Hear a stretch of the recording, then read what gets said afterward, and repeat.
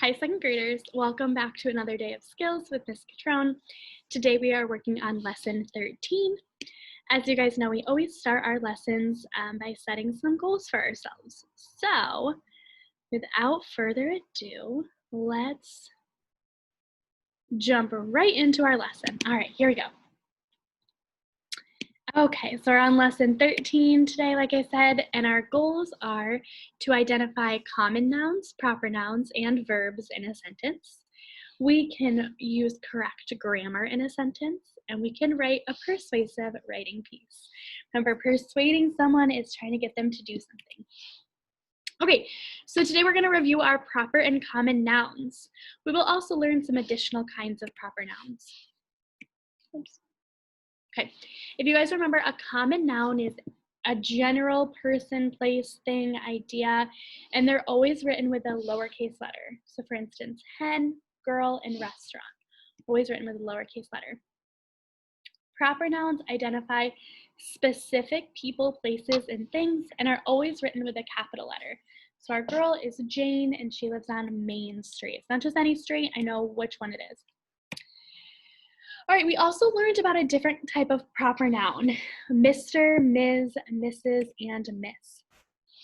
Mr. is the title for any married or unmarried man. Mrs. is the title for a married woman. Miss is the title for an unmarried woman. Ms. is the title for a married or unmarried woman. You usually use this when you don't know if they're married or not. You might call them a Ms. All right, let's read these several sentences together. So we're going to notice that there's some mistakes in these that we need to fix. Mrs. Jones, Jeff's mom, drove him and some children from his class to the park on Main Street on Friday. Okay, so I know that my proper noun needs to be capitalized, which means Mrs. and Jones need to be capitalized. Ooh, Jeff is another proper noun because I know it's not just any boy, it's Jeff. His name also needs to be capitalized. Drove him and some children from his class to the park on Main Street. Okay, that's a proper noun. It's a specific street, and that one gets a capital. On Friday. Friday is a specific day of the week. It's a proper noun. Then I need to end my sentence with some kind of punctuation, probably a period in this case. All right, let's check. Mrs. Jones, Jeff's mom, drove him and some children from his class to the park on Main Street on Friday, period. All right, so if we're looking here, our proper nouns are in purple. Mrs. Jones is a specific person, so is Jeff. So is Main Street, so is Friday. Common nouns, mom, children, class, and park. Verbs is drove. All right, another one we have to fix. Mr. Smith searched for foxes and wolves with 3 men last October. All right, let's see if you can figure out what needs to be changed. I'll put 30 seconds on the clock.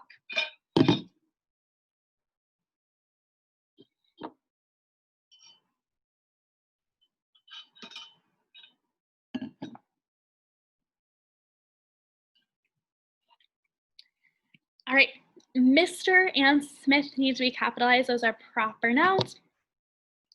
They searched for foxes and wolves with 3 men last October. Okay, October is a specific month, and then I do need to end with a period. Okay, remember our proper nouns are going to be in purple. Mr. Smith is a proper noun. October is a specific month. That's a proper noun. Common nouns, we have foxes, wolves, and men, and our verb is searched, to search. Okay, so you're going to have more practice editing sentences in either your Google form or your Seesaw. Okay, so let's review a little bit about this topic of persuasive writing. Remember, in persuasive writing, you're trying to convince someone to do something. So in our last lesson, we were trying to convince the principal that French fries should be served every day. I don't know about you, but I love French fries. I don't know if they should be served every day. It's probably not our healthiest choice, but they're really yummy. Okay, so when you try to persuade someone, you try to convince them to do something you want them to do. The creators of these cereal boxes use many different techniques to convince customers to buy something. They might have a silly character, or Reese's Puffs has like a jingle or a rap. In order to persuade something to do something, you'll need to provide very convincing reasons why other people should do what is asked or proposed. So I can't just say, I think we should have French fries every day because I said so. Because I said so. Because that's what I want. No, I want that. Mr. D would be like, absolutely not, Ms. Catrone. But if I said, listen, Mr. D, French fries can be served with a lot of different sauces. Most kids love French fries. They're quick to make and they're not very expensive. Then I might get them. All right, let's talk about the difference between a fact and an opinion. We talked a little bit about this last time. An opinion, that is someone's belief about something. So chocolate is the best ice cream. Well, this person's saying strawberry is the best ice cream. We're allowed to have different opinions about something. Fact as a statement that can be checked or proven. So I can tell you that there are 50 states in the United States. I can prove that.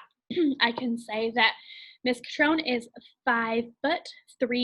You can prove that. You can get out a measuring tape. If I said Miss Catrone is really short, someone might think I'm short, but someone might not. That's an opinion. But you can give them my exact height.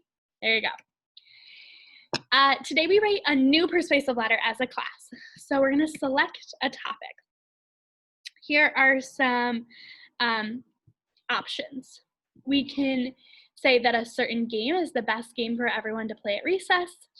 A certain field trip to a place is the best. A particular knock-knock joke is the most hilarious joke. A certain kind of candy is the best. Or a certain name is the best name for the school mascot. Okay.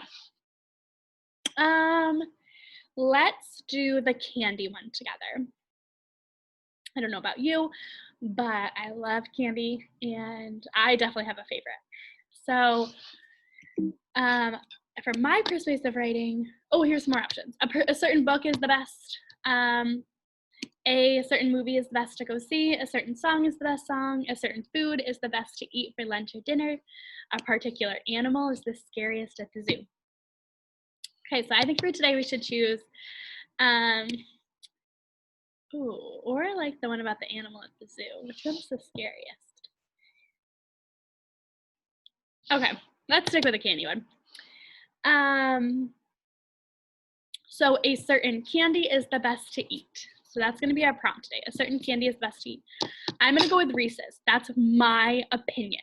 So it's not a fact. I cannot prove that Reese's are the best to eat, but it is my opinion. Okay.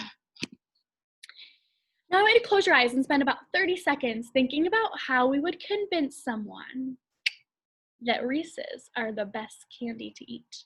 If you chose a different one, maybe you chose Laffy Taffy. You can put that in your head. But I'm going with Reese's. And I'm going to take 30 seconds and think about all the reasons why I could convince someone that Reese's are the best to eat. All right, I have 30 seconds on the clock. Here we go.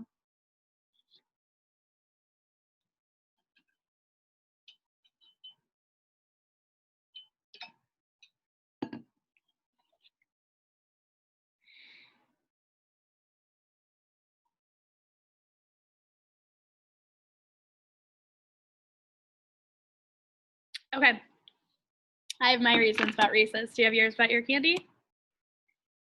Okay, so we're gonna work on this together in either your Seesaw or your Google Classroom about how we're gonna convince someone.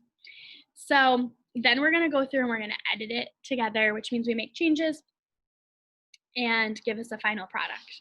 Okay, so I'm gonna say that Reese's are the best candy to eat. They are the best because they have, my lights went off in my classroom. They have chocolate and peanut butter, so everyone has something that they like. They are really good inside of a s'more, so you can bring them on a camping trip.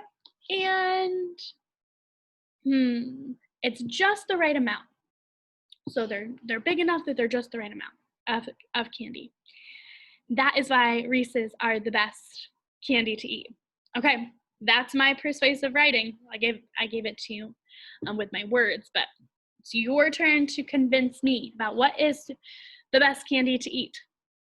You guys are going to practice writing this, editing it a little bit, making changes where you need to. Okay, so that's the end of our video for today. Don't forget, you do have to go to Seesaw or Google Classroom and write these things. But that's the end of my video. So let's see how we did. Can we identify common nouns, proper nouns, and verbs in a sentence? Yes, we can. Can we use correct grammar in our writing? Yeah, we talked about starting with the capital, ending with the period. We looked at that. And can we write a persuasive writing piece? Well, that one won't get checked off until I see your writings, but good luck, second graders. I've loved going through this lesson with you, and I can't wait to see you next time for lesson 14. Good job today. Get going on that Google form or Seesaw. Bye, guys.